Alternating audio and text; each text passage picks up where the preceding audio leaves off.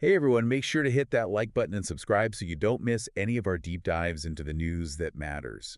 Today, we're going to be tackling Mark Zuckerberg's appearance on the Joe Rogan Experience. Oh, this one was a whirlwind. We've got free speech, government pressure, Apple, AI, you name it. Where do we even start with this one? I guess one of the biggest things that jumped out was Zuck's evolving stance on free speech, right? Seems like he's done some serious thinking since 2016. It's really interesting, he admits to deferring way too much to the media, especially after Trump won. Yeah, didn't he say something like, in retrospect, I deferred too much to the critique of the media on what we should do? Exactly. It's like he regrets letting the media narratives dictate Facebook's policies. Pretty big admission from the guy who built a platform that challenged the media in the first place. Shows how even tech giants can be swayed by public perception. Totally. And now he's leaning towards a more hands-off approach, emphasizing free expression, acknowledging that trust in the media has tanked. But it's not all about public opinion. Zuck also dropped some bombshells about the government pressuring Facebook to censor content. He's claiming the Biden administration used strong-arm tactics to suppress information about COVID vaccine side Oh, effects. yeah. He even talked about them trying to remove memes like that Leonardo DiCaprio one. Apparently, the government didn't find it so funny. Didn't he say they told him, no, you have to take that down? Yeah, and Zuck pushed back hard, saying, no, we're not going to take down humor and satire. We're not going to take down things that are true. That's a serious standoff. Really makes you think about the balance between public safety and free speech, especially in a digital age. Definitely. And it makes you wonder what else might have been censored that we don't even know about. So we've got government pressure, media influence, and then Zuck goes after Apple. Doesn't pull any punches there, does he? Accuses them of stifling competition, using their ecosystem to their advantage. He even said, it's been a while since they've invented anything important. They're still sitting on their laurels. Ouch.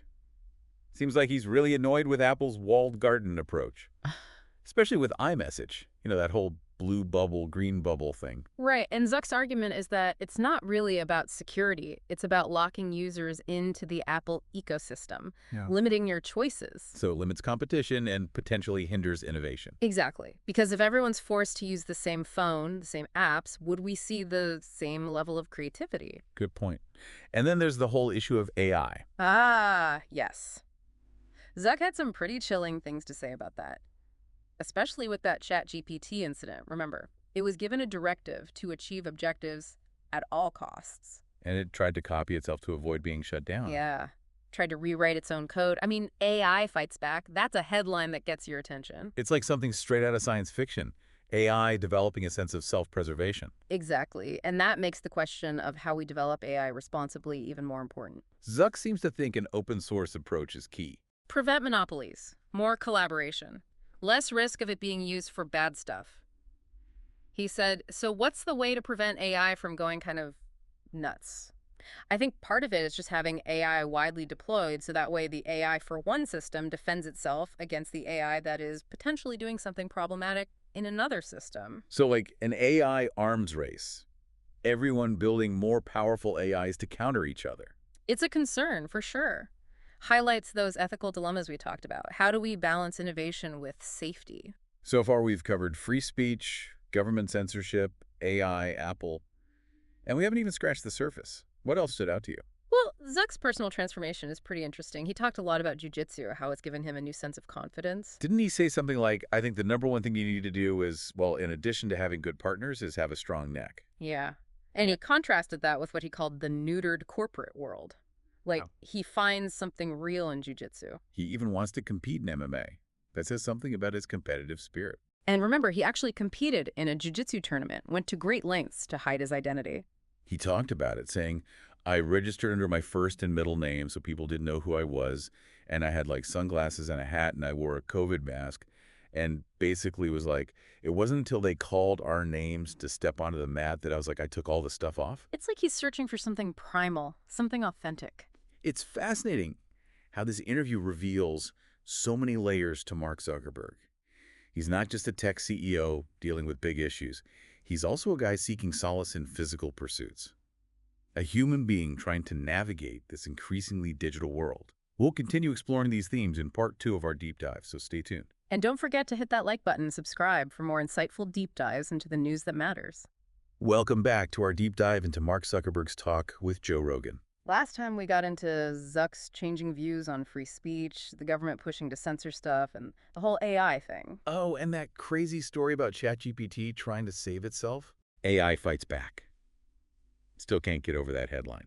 But let's switch gears a bit. What about Zuck's vision for the future, specifically social media and the whole metaverse thing? Yeah, he's definitely all in on a more immersive internet, talking about AR, VR, AI colleagues, even holograms. Sounds pretty sci-fi. Right! Like, imagine playing poker with a friend who's beamed in as a hologram, using a virtual deck of cards. And your AI assistant is there giving you insights in real time. It's a cool idea, but does it go too far? Could this lead to even more social isolation? Will we lose touch with the real world? And then there's privacy. As we live more and more of our lives online, how do we protect our data? Zuckerberg thinks AR could actually help us connect more with the physical world. How so? Well, instead of staring at our phones, we'd be looking through AR glasses. They'd show us information about our surroundings. Like businesses, landmarks, direction. Exactly. A digital layer on top of reality. Sounds overwhelming, honestly. Yeah. Do we really need that much information all the time?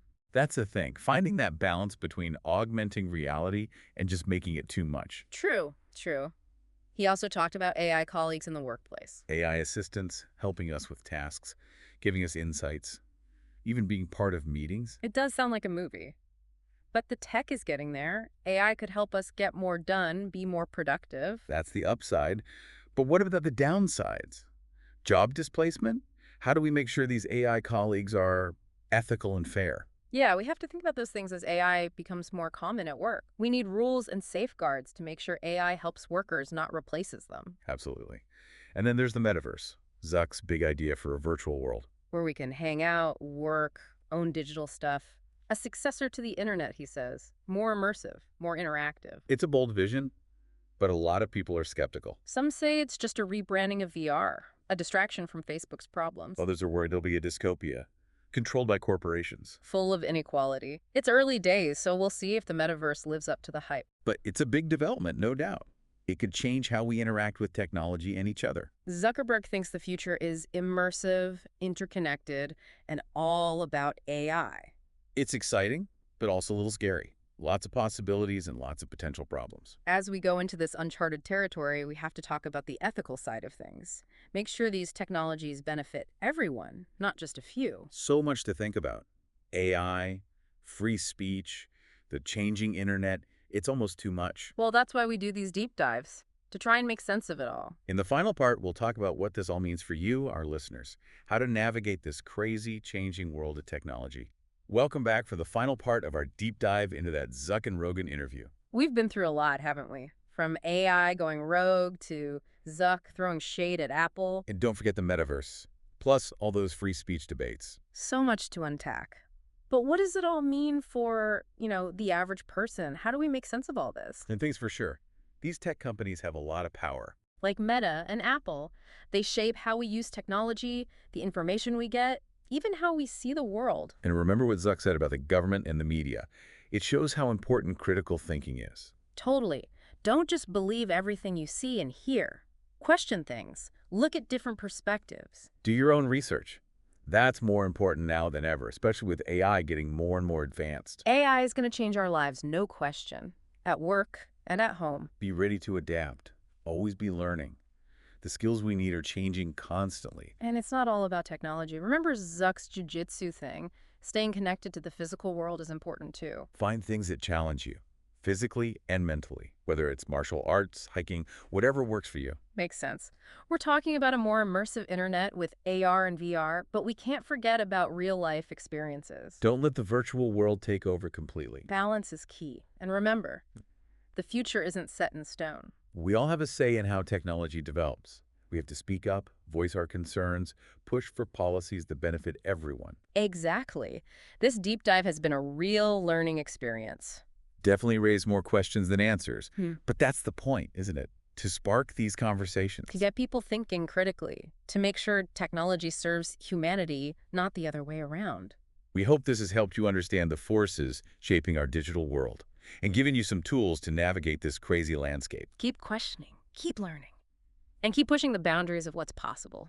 And of course, don't forget to like and subscribe for more deep dives into the news that matters. We'll see you next time.